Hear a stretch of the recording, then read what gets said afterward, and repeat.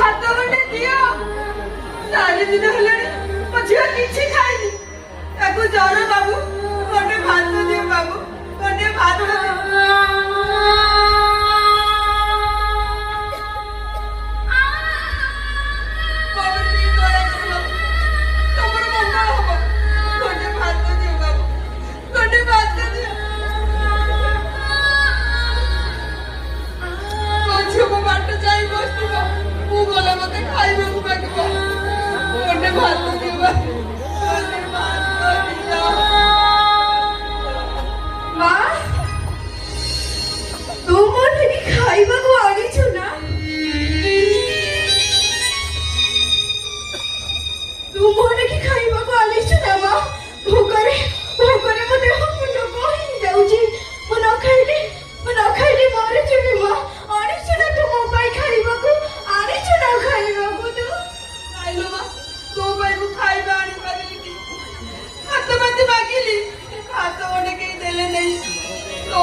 ଖାଇବା ଆଣିପାରିଲି।